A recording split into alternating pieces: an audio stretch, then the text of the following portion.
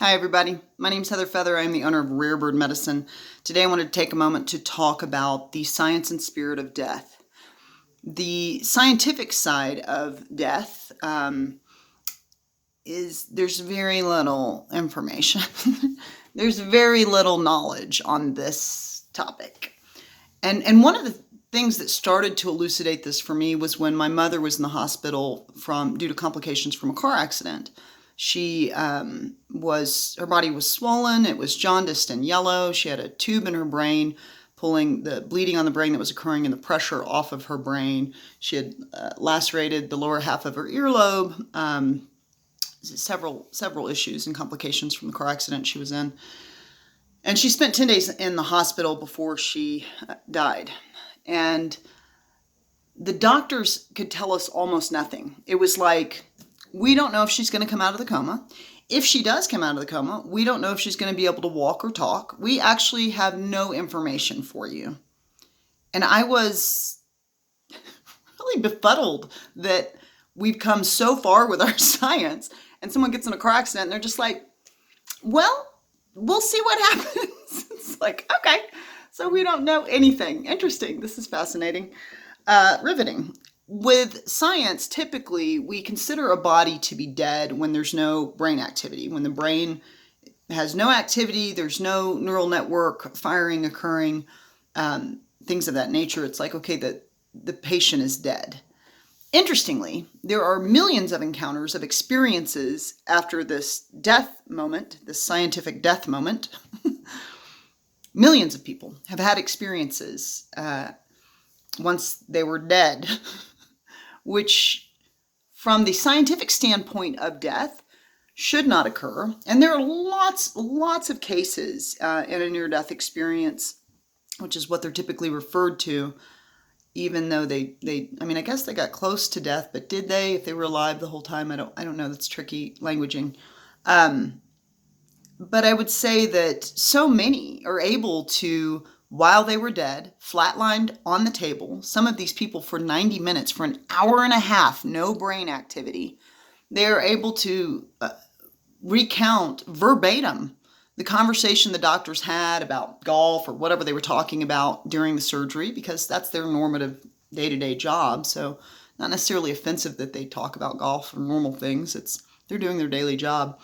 But they could tell you what tools they use. They can tell you the conversation that occurred. They can tell you this person, that person did this with this tool, all while there was no brain activity.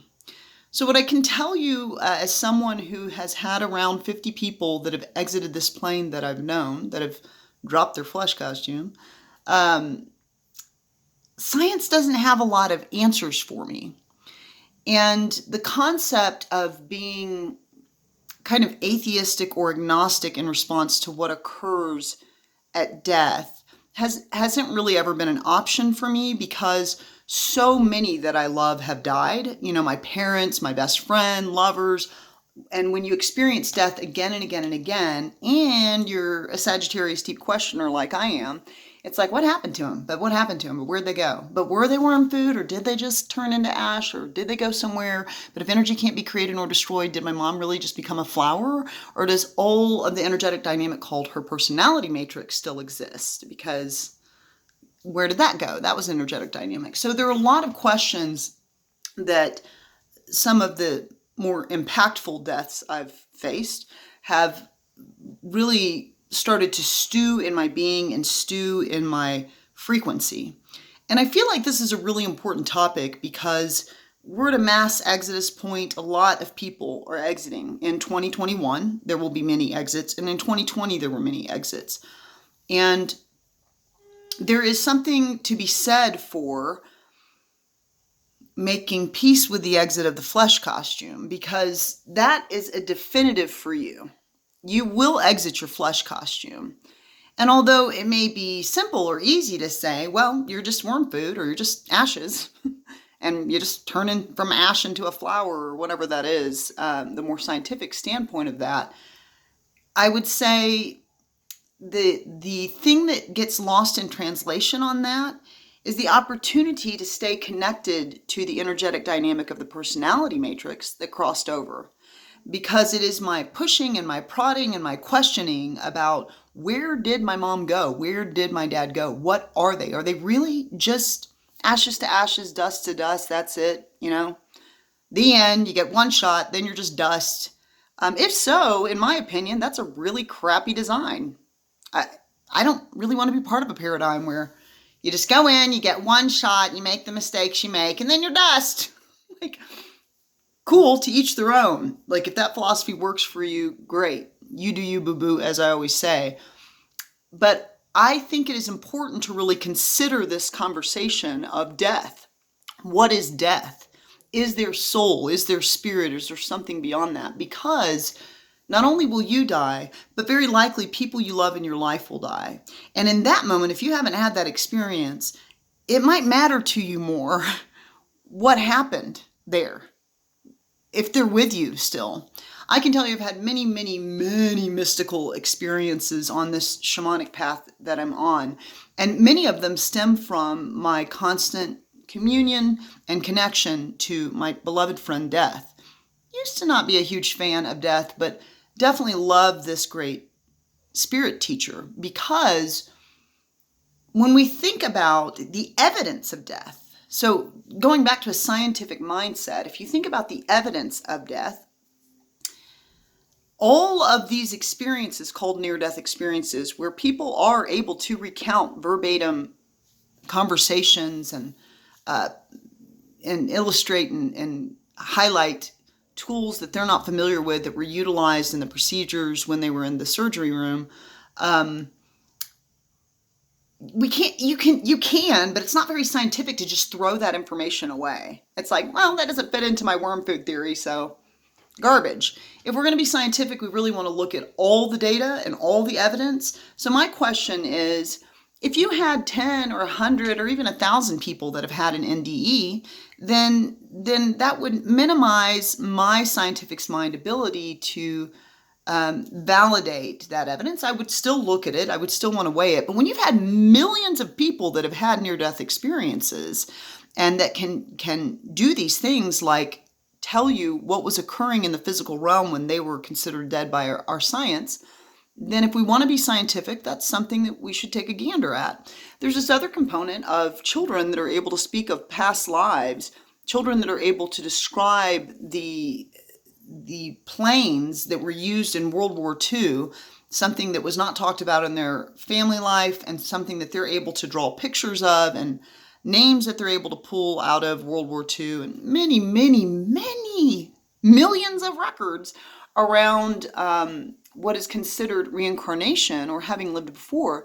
Now, I don't think those stories are necessarily proof that we live many times. Could be some type of collective consciousness from the psychological standpoint. Maybe they are attuned to collective information, and maybe all information is unified in a really beautiful way, and maybe this child is attuning to something in the collective that is available, viable. So if we're going to really look at it scientifically, again, you can't take all the reincarnation stories and just throw the baby out with the bathwater. That doesn't fit into my philosophy. I'm just going to ignore it. It's like, you can, but it, in my opinion of how I want to be, my father was very scientific, and I love that part of him that's built into me.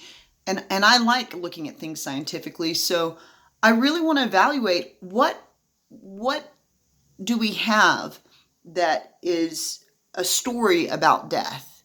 We have the experiences of people that have died and reanimated, called near-death experiences, reanimated their corpse based on science. And we have these experiences of very young children being very attached to concepts of another lifetime. And they state it in a way of like, I was this, I had another mom, back when I had siblings, or so they actually do in their languaging have a possessive component to the story that they're telling. So that's something to consider if it were to just be the child tapping into a collective consciousness, psychological matrix, or a viable psychological matrix. The reason I want to talk about this is because it has been precious and invaluable to me to connect to the spirit of what it means to be a being. Again, looking at all the evidence of death, there's all the shamans and how a shaman holds death. There's all the philosophies and how they hold death and what they think happens. And there are many. So many people were raised with a really dogmatic faith tradition that was non-inclusive, and they may speak to love, but they don't actually preach or walk in love or like offer love. They're actually offering more fear-based consciousness around concepts like hell, and maybe if you're somebody that doesn't choose fear as a model to walk in life in your consciousness, and that you don't find that to be valuable, because I certainly don't, you may have stepped away from a faith tradition you grew up in. But I find it interesting when that occurs and people just throw away the concept of spirit altogether. Like, what about all the natives, all the indigenous peoples, and the way they hold the concept of spirit, or the way they hold the concept of death? Or maybe have you looked at the Baha'i faith? Or what about Zoroastrianism? Or, there's so many different ways that the two-legged can hold this concept of death. And today I am really, I'm thinking about many people that have crossed over, and they've just kind of been with me today, as they often are. And I can tell you in my own experience, when I do an astrology reading, my mom is right there. My mom has visited me so many times since she was in that hospital, and in so many ways, my mom loved butterflies. I've gotten into my car about a month after she died. I counted 60. There were probably about 200 white butterflies surround my car and follow my car on a 5-minute drive to work. And then when I turned off the car, they lifted off and flew away. So you could say scientifically that's a migratory pattern. But I got to tell you, in my 45 years, I've never watched a migratory pattern of butterflies include following a car for 5 minutes. It's not actually what they do. They don't even have a strong bond to technology. So I want to ask your consciousness today something that my consciousness has been stewing in for a lifetime. What is death to you? Do you follow the science of death? Do you follow the spirit of death? Have you considered how the natives hold it? Have you considered how shamans hold it? Have you considered how every philosophy has held it? Have you made peace with this concept of death? Have you considered that maybe, a lot of people, when someone dies, they go through the stages of grief, denial and anger, and they get to the anger stage, and then they feel guilty and they feel shame about getting mad at the person that died. But if you think about, from a spiritual perspective, somebody dying and awakening to a broader perspective than the flesh costume ego matrix, that I can't imagine that spirit would get mad at you for getting angry. Of course you're going to get angry. It's one of the stages of grief. If you have a broader awareness, there's going to be no attachment to that. And they're going to sacredly love you while you get mad at them for dying and go through your process of grieving the exit of the flesh costume.